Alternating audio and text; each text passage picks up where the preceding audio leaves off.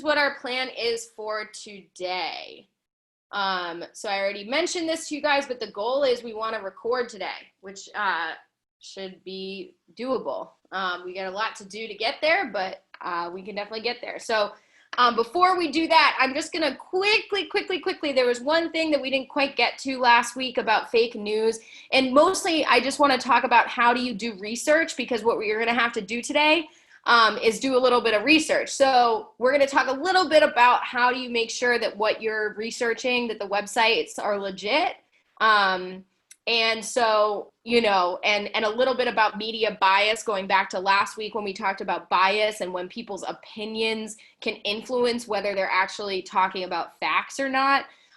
So we're going to talk a little bit about that. Then you guys are going to do your research and write your scripts. And so we're going to go over how to write your script. And we made project groups, which I will talk about on the next slide, but there's a few new people, so we're going to have to assign you to a group. And then we're going to film our first episode. So that's our goal, is that you guys will be writing your script, adding to your script, and then we'll film it as a big group through Zoom. And then this is not going to be live. This one we're going to film and then be able to edit later. And I'm actually going to show you guys how to do some editing next week, and adding in like how to find B-roll. So we're going to add in B-roll and all of that. But that's going to happen next week. So today, the goal is just by the end of the day that we're going to be able to film. So these were the groups that we came up with last week. And if you're not assigned to a group, that's okay. We can create a new group. We can do that too. So when I say group, it's more that we're focusing on these topics, okay? So those are our project groups, so we should be good to go. I'll update them. But really quickly, just want to watch this quick video about when we're doing research. So we're going to ask each of you to do some research into your topics and pick some headlines that you want to report on today. But just a few things to be aware of while you're doing research, and this is good information for anything, right? But I just want to show you just a quick video about how to know whether your source is legit.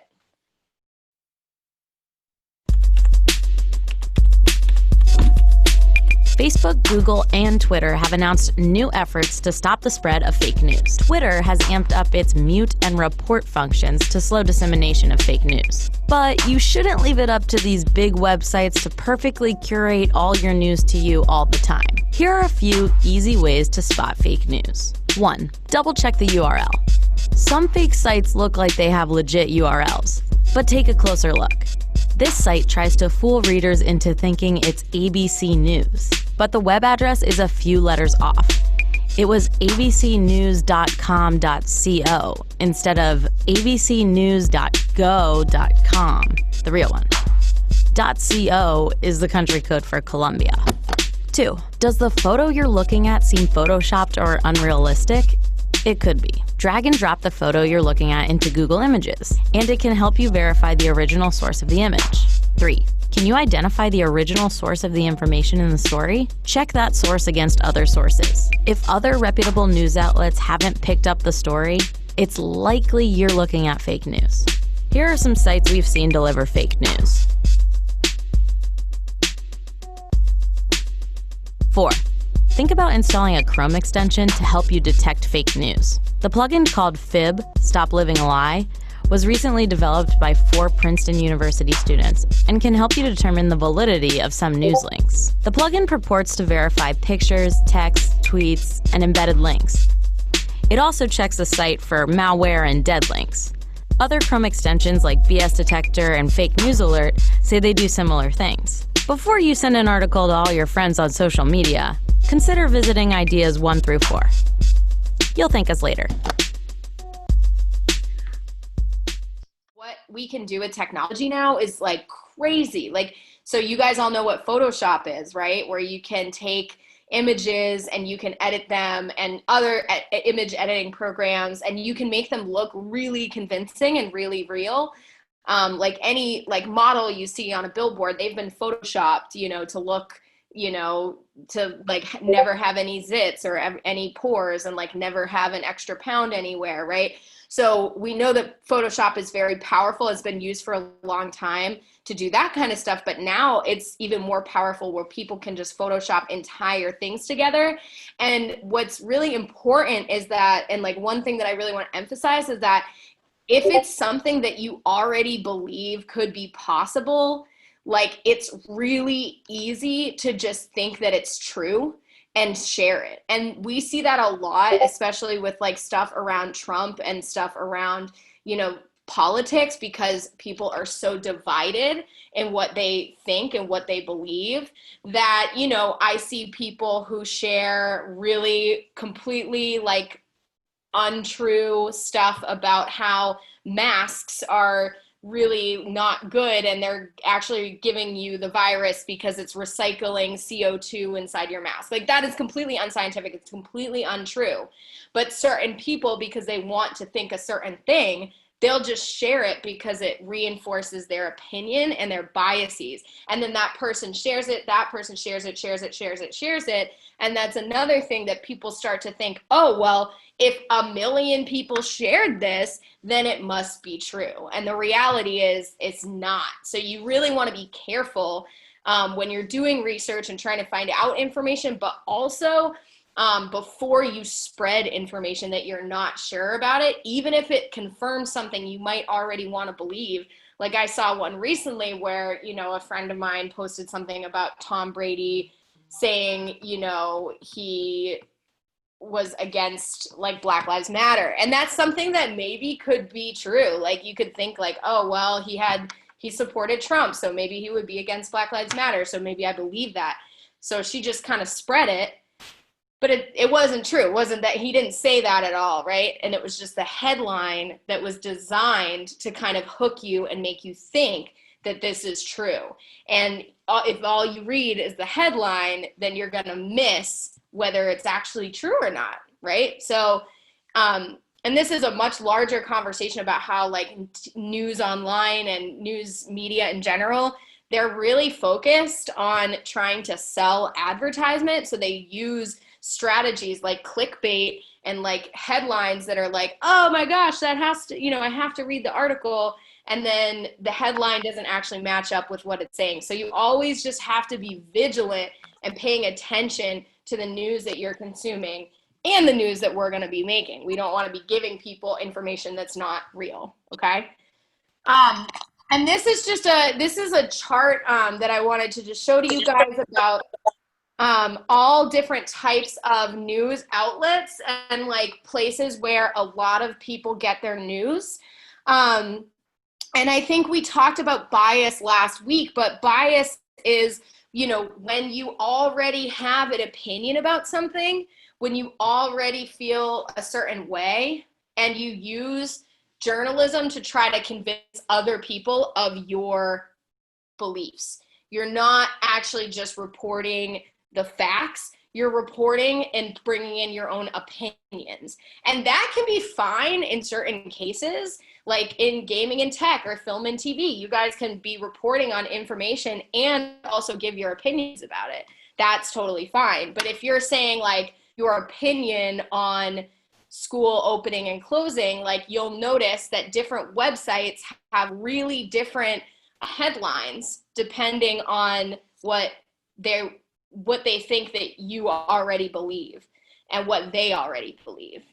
So this is just in general. So this shows different websites. So if you notice, like Fox News, for example, is not considered reliable. You know, it's outside this green box. The green box is where they say these are the sources that you can actually trust. So you see like the Weather Channel, NPR, AP, NBC, Bloomberg, Financial Times, The Hill, The Economist, Newsweek, The Washington Post.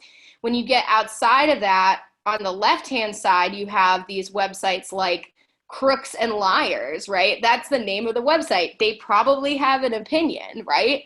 They're not just like presenting you with facts. They're trying to present facts with just one side of the facts, right? So Alternet, you know, Occupy Democrats, these websites on the left, those are very biased. And on the right, you have websites like the Daily Caller and the Daily Wire. And this is just not stuff that we would consider to be real journalism. So we want to be careful about any of these websites, and we want to stay in the green box, which is these guys for the most part. Okay, cool. All right, so now we're going to talk about creating our segments, our news segments. So actually, you know what I think we're going to do?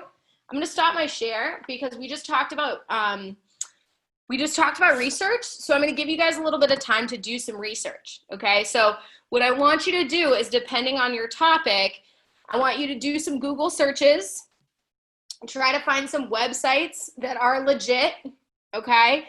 And take a few notes on a few topics that you think are interesting that you would want to report on, okay? And what we're gonna do is give you guys a little bit of time to do that, and then we'll come back and teach you how to turn that into a script, okay? Does that make sense to everyone? So we're gonna give you maybe, I don't know, it's 1:30, maybe like 10 minutes, we'll check in. So take about 10 minutes to do some research on your topic.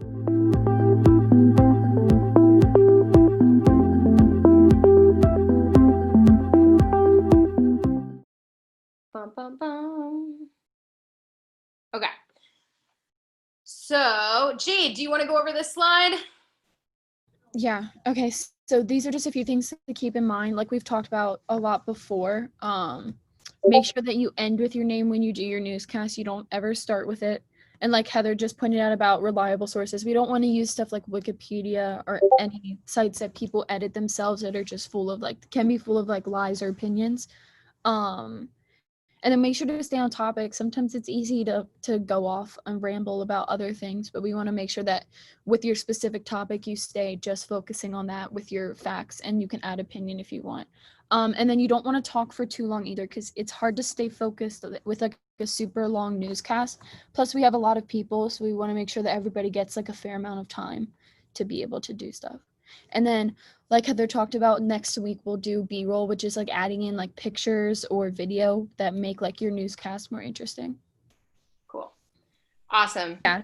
Cool. So when you report, you want to do like, who, what, when, where, why, and how. So like in the next slide, I have like an example. So you want to say like according to, and then the reliable news source or like the person who you interviewed. So like according to CNN News, then this reporter said this, and then what did the interviewee say? Like what did the person who you're interviewing say, or what did the website say about your topic? So like Taro's doing Roblox or Fortnite, whatever he's doing, like the site that you do, you Roblox. Okay, Roblox. So wherever site you get your information off of, you want to make sure that it's quoted from there. Don't add stuff in or make stuff up. And then when, like, how we always report on like recent events. Like you don't want to report on something that happened 10 years ago. You want to make sure that it's current events, because news stories are always current. And then where you want to say like, so like my examples, like in Cape Cod, Massachusetts, a great white shark was spotted. You want to make sure that you add in the location of what happened, because people want to know where the situation or the event took place. Why? So like what caused your event to happen? What caused so like Max is doing like COVID and how it affects players, like why players don't want to play. So COVID is his why. Like with coronavirus, like players don't want to put themselves at risk. And then how isn't included in the newscast, but like how does it affect you? What? Yeah, that's kind of like the so what part of it, right? Exactly. Like why does this matter? Great. Awesome. Do you want to do your example? Yeah, we can do one example before we go off. Cool. Okay, so my example is about the Washington Redskins, who just changed their name because it was deemed like racially inappropriate. So when I start out, I say on July 23rd, which is like when did it happen? Happened on July 23rd of this year. The Washington NFL franchise announced on Twitter that the team, formerly known as the Redskins, will now be temporarily renamed the Washington Football Team.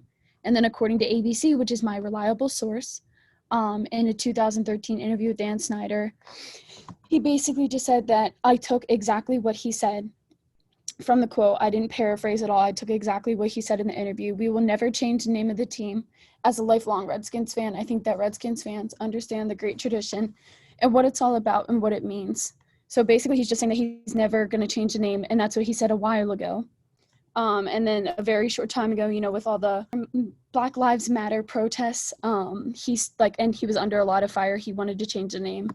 And then I talked about like where he said this at. So he said it on like a Chicago radio station. So it took place in Chicago. And then I talked about like financial sponsors and like I said, racial injustice, which is my why. That's why he changed the name. And yeah, and then I just ended it with, you know, like possible names that the Redskins will be renamed to. And then at the end, I would end with my name. So I'd say for UNews, I'm Jade Lopez. Perfect. Give it up for Jade. Hey. Great example. Very detailed. Yours don't have to be that long or that detailed. It's really up to you and what the research you did says, but that is an excellent example. So that's a great format to use. And you want to make sure that you have those who, what, when, where, why, and how in there. So what we're going to have you guys do is work on your script. So you're going to take the information that you looked into, you're going to format it like what Jade did as a newscast. And you can either use your own Google Doc and then copy and paste, or I'm going to share this link to a shared Google Doc.